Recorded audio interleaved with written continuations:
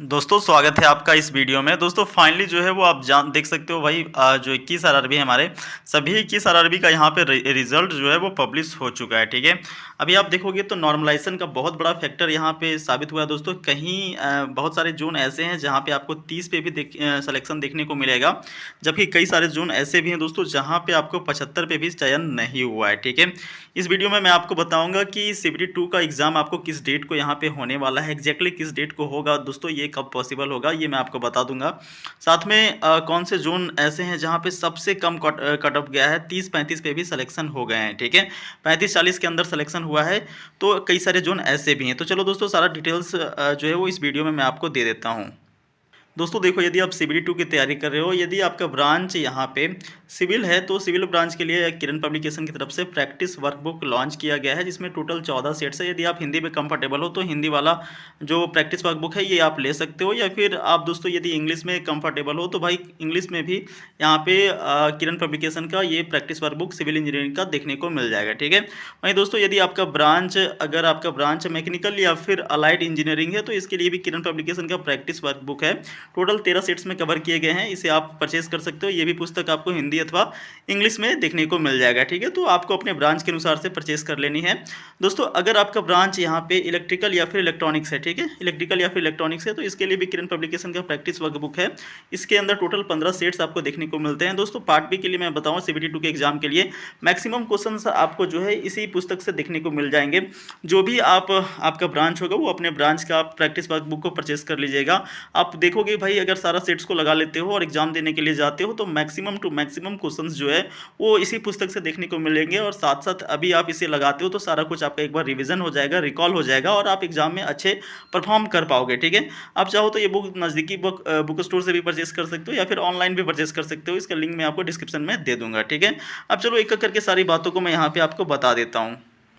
दोस्तों अब थोड़ा सा कट ऑफ के ऊपर बात कर लेते हैं। देखोगे कट ऑफ, तो यहाँ पे कट ऑफ अगर देखोगे तो मुजफ्फरपुर जोन, ठीक है, मुजफ्फरपुर जोन में देखोगे तो यूआर का यहाँ पे कैटेगरी नंबर 9 के लिए, कैटेगरी नंबर 9 के लिए यहाँ पे कितना कट ऑफ लगा है भाई, तो देख सकते हो यूआर का 48, ओबीसी वालों का मात्र यहाँ पे 37 पे सिलेक्शन हो गया है। ठीक है, अब देखो कैटेगरी नंबर 9 में कौन सी पोस्ट है वो मैं आपको दिखाना चाहता हूँ। देखो दोस्तों यहाँ पे आप देखोगे तो कैटेगरी नंबर 9 के अंदर आपका जूनियर इंजीनियर सिविल पीएनवे ब्रिज, ठीक है, ये आपका पोस्ट है, और इसके अंदर मात्र 37 पे सिलेक्शन हुआ है। ठीक है, देखो ओबीसी एनसीएल वालों का। ठीक है, तो इतने कम मार्क्स पे यूआर में भी कितना गया भाई, तो यूआर में भी देखोगे तो वही 45 के अराउंड कितना है, दिखा देता हूँ थोड़ा सा मैं आपको। देखो भाई मात्र 48 पे सिलेक्शन हुआ है। ठीक है, यूआर का मात्र 48 पे हुआ है इस कैटेगरी नंबर 9 के लिए। वहीं आप देखोगे तो कैटेगरी नंबर 10 और 12 के लिए भी 47-48 पे सिलेक्शन हो गया है। ठीक है, देखोगे तो 63 और 59 यहाँ पे लगा है यूआर कैटेगरी का। तो कितना कम कट ऑफ लगा है दोस्तों मुजफ्फरपुर जोन का। उसी प्रकार से मैं आपको यहाँ पे सिलीगुड़ी जोन का थोड़ा सा दिखा देता हूँ, जिससे आपको कट ऑफ का एक आइडिया लगे कि कितना कम गया है। बाकी कुछ जोन ऐसे हैं दोस्तों जहाँ पे 75 तक कट ऑफ जो है वो लग गए हैं। अब थोड़ा सा आप देख सकते हो दोस्तों, यहाँ पे ये सिलीगुड़ी जोन का है। सिलीगुड़ी जोन का देखोगे तो भाई यहाँ पे देखो इतना कितना कम यहाँ पे भी लगा है। आप देख सकते हो यूआर कैटेगरी के अंदर कैटेगरी नंबर 4 में यहाँ पे 63, कैटेगरी नंबर 10-12 के अंदर यहाँ पे 48-46। ठीक है, दिखा देता हूँ मैं थोड़ा सा कैटेगरी नंबर 10 और थोड़ा सा कैटेगरी नंबर 12 कौन सा पोस्ट है।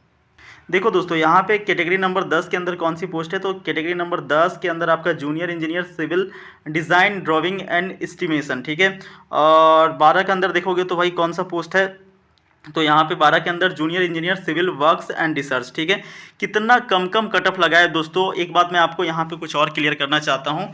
देखो आपका ब्रांच देखो यहाँ पे मेनली सिविल का, ठीक है, सिविल का, उसके बाद मैकेनिकल का और दोस्तों यहाँ पे इलेक्ट्रिकल वालों का। ठीक है, ये मेनली 3 ब्रांच का, और साथ में इलेक्ट्रॉनिक्स वालों का यहाँ पे वैकेंसीज था। ठीक है, इलेक्ट्रॉनिक्स वालों का आप देखोगे ना दोस्तों, तो सिविल जो है वो काफ़ी कम लोग करते हैं। ठीक है, सिविल आप मान के चलो भाई नेग्लिजिबल, ठीक है, नगण्य होता है, काफ़ी कम लोग करते हैं। और इसी कारण से ऑलमोस्ट जितने भी पोस्ट पैरामीटर्स हैं दोस्तों, जिसपे सिविल वाले कैंडिडेट एलिजिबल थे, ठीक है, सिविल वाले कैंडिडेट थे एलिजिबल, तो भाई सभी 21 आरआरबी की बात करो ना, तो ऑलमोस्ट सभी 21 आरआरबी में दोस्तों सिविल वाले पोस्ट पैरामीटर के ऊपर सबसे कम कट ऑफ लगा है दोस्तों, सबसे कम कट ऑफ लगा है, जिसमें भी केवल सिविल वाले कैंडिडेट यहाँ पे एलिजिबल थे, क्योंकि सिविल वालों की संख्या ही काफ़ी कम होती है दोस्तों। लोग जो है मेनली प्रीफर करते हैं मैकेनिकल ब्रांच को और साथ में इलेक्ट्रिकल ब्रांच को प्रीफर करते हैं, और जिस कारण से इनकी कट ऑफ जो है वो काफ़ी हाई गई है। और आप CBT 2 के अंदर भी देखोगे जब आपका फाइनल मेरिट आएगा उस समय भी मैकेनिकल और इलेक्ट्रिकल वालों का भाई बहुत ज़्यादा कट ऑफ जाएगा, लेकिन सिविल वालों का दोस्तों यकीन मानो यहाँ पे 60% टू 60 to 70% के अंदर फाइनल सिलेक्शन हो जाएगा।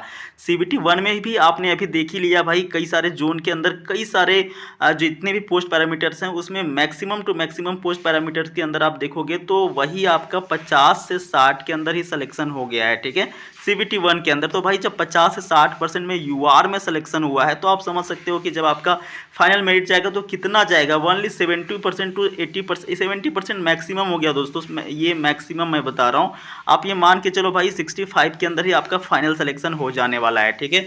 तो खैर सिविल ब्रांच वालों का तो भाई बहुत बढ़िया है, सिविल ब्रांच वालों का बहुत कम में सिलेक्शन यहाँ पे हो जाएगा, बट जो मैकेनिकल वाले कैंडिडेट है और जो आपका इलेक्ट्रिकल वाले कैंडिडेट है उनको थोड़ा सा यहाँ पे स्ट्रगल करना पड़ेगा।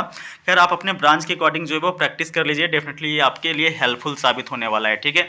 अब थोड़ा सा हाई जोन वाले थोड़ा सा मैं बता देता हूँ, तो आप देखोगे प्रयागराज का, ठीक है, प्रयागराज का आप ऑलमोस्ट जो अपना मैकेनिकल है या फिर अपना जो इलेक्ट्रिकल या इलेक्ट्रॉनिक्स है उनके लिए कट ऑफ काफ़ी हाई गया है दोस्तों प्रयागराज से। वैसे आप रांची जोन का देखोगे तो इनका भी काफ़ी हाई गया है, ठीक है दोस्तों। आप देखोगे इसके अलावा आप सिकंदराबाद देखोगे तो इनका भी हाई गया है। तो ये कुछ जोन ऐसे हैं जहाँ पे काफ़ी हाई गया। बाकी दोस्तों मैंने आपको दिखाया मुजफ्फरपुर जोन का और एक आपका मैंने दिखाया सिलीगुड़ी जोन का, जहाँ पे काफ़ी कम कम मार्क्स पे सिलेक्शन हुए हैं। और मेनली जो है वो जितने भी हमारे 21 आरआरबी हैं सभी में जो सिविल वाले दोस्तों उनमें सबसे कम कट ऑफ जो है वो लगा है, ठीक है। बाकी देखो CBT 2 का एग्जाम के डेट के विषय में आप बात कर लेते हैं, बहुत हो गया ये सारी जानकारी जो ऑलमोस्ट सब कुछ क्लियर था दोस्तों, ये मैंने बता दिया। बाकी अब CBT 2 के पेपर की मैं आपको बात बता देता हूँ कि कब तक ये पेपर हो सकता है, ठीक है। अब देखो सब कुछ आपको यहाँ पे क्लियर मैं कर देता हूँ ताकि किसी भी प्रकार का डाउट ना रहे, ठीक है। अब देखोगे तो भाई अभी जो आपका पेपर हुआ था CBT 1 वालों का, तो एक सीरीज़ में पेपर हुआ। सीरीज़ के अंदर इन द सेंस कि पहले ALP का पेपर हुआ, ठीक है, उसके बाद आपका RPF SI का पेपर हुआ, ठीक है, फिर आपका JEE का पेपर हुआ और फिर आपका ALP का पेपर हुआ, ठीक है। अभी देखो इसका रिजल्ट पब्लिश हो गया, इसका रिजल्ट पब्लिश हो गया, इसका रिजल्ट पब्लिश हो गया। अब ये टेक्नीशियन मैंने लिखना था, ठीक है, तो अब टेक्नीशियन का रिजल्ट पब्लिश होगा। अब दोस्तों इसी क्रम में अभी आप देख रहे हो तो CBT 2 आपका पहले ALP का होने वाला है, ठीक है, ALP का होने वाला है जो कि 19 और 20 मार्च को कंडक्ट कराया जाएगा, ठीक है, 20 मार्च को कंडक्ट कराया जाएगा। अभी आप देखोगे तो 2 से 18 मार्च के बीच आपका RPF का पेपर चल रहा है, ठीक है। तो मेरे कहने का मतलब है दोस्तों जो रेलवे होती है ना वो एक सीरीज़ में सारे एग्जाम को कंडक्ट करवाती है, ठीक है। तो आप जो है दोस्तों यकीन मानो आपका पेपर जो है वो अप्रैल के अंदर फिक्स हो गया है, और यहाँ पे अप्रैल में आप ये देख के चलो कि 10 अप्रैल के अंदर आपका पेपर जो है वो कंडक्ट हो जाएगा, ठीक है। इसका नोटिस आपको देखने को कब मिलेगा, तो देखो नोटिस आपका 10 मार्च के अंदर ही देखने को मिलेगा, 10 मार्च के अंदर, ये मैक्सिमम टू मैक्सिमम मैं बता रहा हूँ 10 मार्च के अंदर ही देखने को मिलेगा। अब देखोगे जितने भी अभी हाल ही में पेपर हुए दोस्तों 1 महीने पहले ही अनाउंस कर देते हैं कि आपका पेपर जो है वो होने वाला है, ठीक है। आप अभी देखोगे ALP का ही, तो भाई ALP का रिजल्ट जो है वो 26 मार्च को पब्लिश हुआ, ठीक है, 26 फरवरी को पब्लिश हुआ। लेकिन देखोगे तो भाई ये आपका ऑलमोस्ट 1 महीने पहले ही एग्ज़ाम डेट का अनाउंसमेंट इन्होंने कर दिया कि इस तारीख को हम एग्ज़ाम लेने वाले हैं, ठीक है। तो जितने भी पेपर कंडक्ट हुए चाहे RPF हो जाए या फिर आपका अभी हाल ही में ALP CBT 1 या JEE CBT 1 या फिर आप RPF SI या टेक्नीशियन, ठीक है, सबका 1 महीने पहले ही अनाउंस था। तो उसी प्रकार से आप ये देख के चलो दोस्तों कि 10 मार्च, ठीक है, 10 मार्च के अंदर आपका यहाँ पे शेड्यूल का डेट आ जाएगा, शेड्यूल का डेट आ जाएगा। बाकी दोस्तों 10 अप्रैल के अंदर ही आपका पेपर जो है वो फिक्स होने वाला है, ठीक है। अब देखो मैक्सिमम टू मैक्सिमम ऑलमोस्ट कितने कैंडिडेट सेलेक्ट हुए होंगे, तो 3 लाख माफ़ कीजिएगा 1,20,000 कैंडिडेट सेलेक्ट हुए होंगे, ठीक है। चूँकि सीट ही था ऑलमोस्ट कितना, तो अराउंड में आपका 8,000 के अराउंड, ठीक है। तो देखो 1,20,000 कैंडिडेट ही सेलेक्ट हुए होंगे। तो ऐसी स्थिति में देखो ऑलमोस्ट मैं मोटा मोटी बता रहा हूँ, ठीक है। पेपर आपका 1 दिन के अंदर ही समाप्त होने वाला है, ठीक है। तो कोई बहुत ज़्यादा देर करेंगे नहीं दोस्तों, 10 अप्रैल के अंदर ही आपका पेपर यहाँ पे काम तमाम हो जाएगा। तो ये चीज़ आपको ध्यान रखना है, 10 अप्रैल के पहले पहले पेपर समाप्त हो जाएगा।